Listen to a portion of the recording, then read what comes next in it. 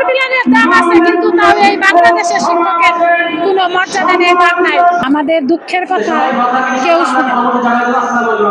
কারণ আমরা এই দীর্ঘদিন প্রেস ক্লাবে শুধু আমাদের যে বাড়ি ঘরের মতো মায়া মমতায় ভরে গেছে এই প্রেস ক্লাব, কিন্তু না, দুঃখের জন্যই আমরা এই প্রেস ক্লাবে ধুলি ময়লা বালির মধ্যে মশা কামড়ে দীর্ঘ 1.5 বছর যাবত আমরা এই প্রেস ক্লাবে আছি। একটি দাবি নিয়ে, শুধু একটি দাবি। পৃথিবীর সব দাবি পূরণ হয়, কিন্তু এই সাধারণ শিক্ষক যারা নন এমপিও একেবারেই যারা অনাহারী, তাদের দুঃখ দুর্দশা কথা কেউ শুনে না। আমাদের শুধু বারবার প্রতিশ্রুতিতে, আমাদের প্রতিশ্রুতি দিয়ে আমাদের এমপিও ভর্তি করার জন্য আমাদের এই আবেদন নেওয়া হয়েছে সফটওয়্যারের মাধ্যমে সঠিক নির্বাচন করে আমাদের স্কুলগুলো এমপিও ভর্তি করার আহ্বান তারা দিয়েছে। এবং স্বীকৃতিপ্রাপ্ত যত শিক্ষা প্রতিষ্ঠান আছে, আমাদের এক দফা এক দাবি, আমরা এমপিওর কোড চাই। আমরা দীর্ঘদিন ধরে এখানে পড়ে আছি। 200-র বেশি সার্ভিস ও ফিচারে লেনদেনের সব বিকাশ অ্যাপে সম্ভব। কুকুর বিড়ালের মতো কুকুর বিলানের দাম আছে, কিন্তু তাও এই বাংলাদেশের শিক্ষকের কোনো মর্যাদা নেই, দাম নাই। আমি 2010 সালে অনার্স মাস্টার্স শ্রেণীতে আমি যোগদান করেছি, কিন্তু আজ পর্যন্ত আমার প্রায় 14 থেকে 15 বছর চাকরির দশায় আমরা কোনো সরকারি সুযোগ সুবিধা পাচ্ছি না।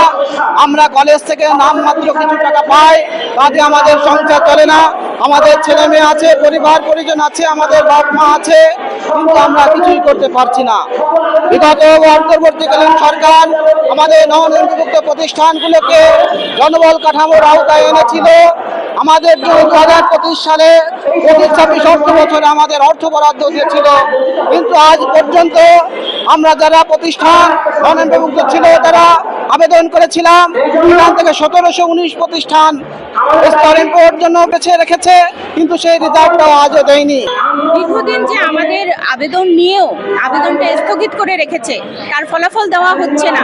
আমরা সেইটারই প্রতিবাদ জানাতে এসেছি যে কেন, কি জন্য আমাদের এই আবেদনটা প্রকাশ করা হচ্ছে না, ফলাফলটা দেওয়া হচ্ছে না।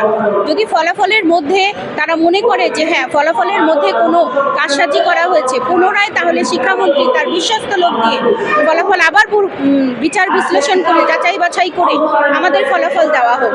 এবং আমাদের যে অর্থ বরাদ্দ ছিল, সেই অর্থ কোথায় গেছে, সেই প্রশ্ন শিক্ষামন্ত্রীর কাছে রেখে যেতে চাই। সেই প্রশ্ন শুধু উপযোজন করে আমাদের এমপিও দেওয়ার জন্য সিদ্ধান্ত গ্রহণ করে, কিন্তু অন্তর্বর্তী সরকারের পরবর্তীতে একটি গণনির্বাচন হয় এবং সেই নির্বাচনে বর্তমান সরকার বিএনপি সরকার ক্ষমতায় আসেন, জনগণের সরকার ক্ষমতায় আসেন। আমরা আশা করছিলাম সেই 1719টি প্রতিষ্ঠান তারা এসেই এটি আরও অধিকতর যাচাই বাছাই করে গেজেটভুক্ত করবেন, কিন্তু অত্যন্ত দুঃখজনক বিষয়, তারা এটি এখন পর্যন্ত জিও জারি করেনি। দীর্ঘ সময় আমরা মন্ত্রী মহোদয়ের কাছে গিয়েছি, বিভিন্নভাবে আমরা আমাদের আবেদন নিবেদন জানিয়েছি যে আমরা দীর্ঘদিন যাবৎ এই এমপিও বঞ্চিত, আমাদেরকে এই এমপিও করার জন্য 1700 বাছাইকৃত 19টি প্রতিষ্ঠানকে দ্রুত গতিতে জিও জারি করে এমপিওর ব্যবস্থা করা হোক।